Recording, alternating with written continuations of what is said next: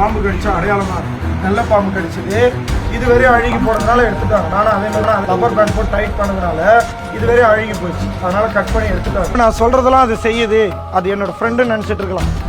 இது என்னோட ஃப்ரெண்டு கிடையாது. நான் பேசுறது அது காதுல கேட்கறதுக்கு காது கிடையாது. இப்படி இருக்கிற பாம்பு கிட்ட நான் உன்னோட ஃப்ரெண்டு தானே, நான் எலி தரவனுக்கு என்னை கடிச்சிடாம பத்திரமா பார்த்து பேசுறேன். இது ஏன் அந்த இடத்துல டாப் லெவலில் வச்சிருக்கேன்டானா அதோட விஷமும் டாப் லெவலில் இருக்கும். அதனால அந்த இடத்துல அதை வச்சிருக்கேன். இந்த கண்ணாடி விரி நல்ல பாம்போட 10 மடங்கு விஷத்தன்மை அதிகம். இது கடிச்சிட்டா கடிப்பட்ட மனுஷனுக்கு வாழக்கூடிய நேரமே 1 hour தான். 1 hourக்குள்ள ஹாஸ்பிட்டல் போயிடணும்.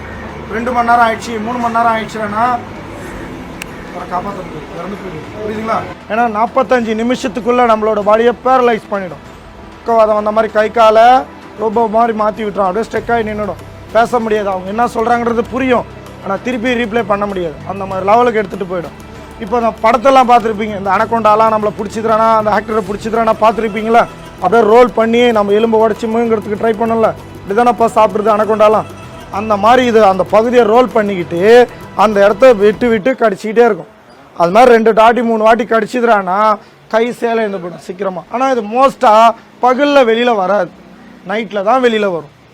புரியுதுங்களா? நைட்டு விரும்பி இது நெஜப்பாம்பான்னு கேட்டிங்கன்னா கண்டிப்பாக இது நெஜப்பாம்பு தான். லப்பர்லாம் கிடையாது. இது நெஜப்பாம்பு. எவ்வளோ அழகாக இருக்குதோ அவ்வளவும் ஆபத்து அதிகம். அங்கே நம்ம மோஸ்ட்டாக ஏன்னா ஒரு காட்டு பகுதிக்கு எங்கன்னா போகும்போது செடிக்குள்ளே இருந்துட்டா தெரியாது. ஏன்னா அதோட இலை மாதிரியே அதோட உடல் அமைப்பு மாற்றிடும். புரியுதுங்களா? 1 அடியிலேருந்து 2 அடி வரையும் ஜம்ப் பண்ணி கடிக்கும். இது கடிக்கிற பொசிஷனில் இருக்குது. புரியுதுங்களா? அது இருக்கிற தலைப்பகுதி இது வரையும் வந்து போகும். இந்த டைப்பில் கடிக்காது. புரியுதுங்களா? அந்த வட்டம் போட்டிருக்க பார்த்தீங்களா, 360 டிகிரி கோணத்தில் பார்க்க தெரியும். 360 டிகிரி விஷுவல் அதுக்கு. புரியுதுங்களா? எந்த டைரக்ஷனில் வேணாலும் கடிக்கும். புரியுதுங்களா? மோஸ்ட்டாக இந்த சுருட்டை விரியன் கடிச்சிட்டா நம்மளோட பிளட்டு வந்து சிறிய உரைய ஆரம்பிக்கும். இதோட கடிச்சிடுச்சுன்னா ஒரு 10-20 செகண்ட்குள்ளே நம்ம பிளட் எல்லாமே கிளாட்டாக மாற்றிடும். புரியுதுங்களா?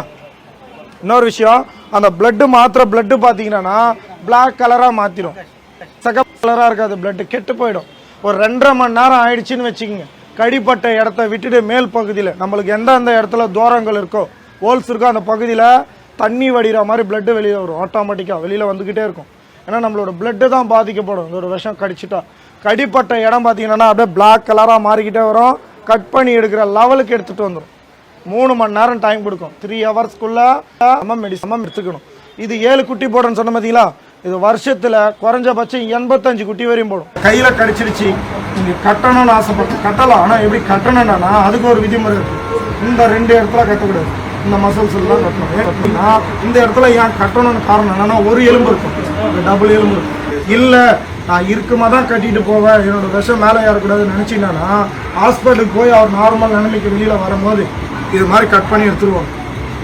இது பாம்பு கடிச்சா அடையாளமா நல்ல பாம்பு கடிச்சது. இதுவரை அழுகி போனதுனால எடுத்துட்டாங்க. நானும் அதே மாதிரி ஒரு ரப்பர் பேண்ட் போட்டு டைட் பண்ணதுனால இதுவரை அழுகி போயிடுச்சு. அதனால கட் பண்ணி எடுத்துட்டாங்க. அதுக்கு தான் சொல்கிறேன், டைட்டாக கட்டாதீங்க.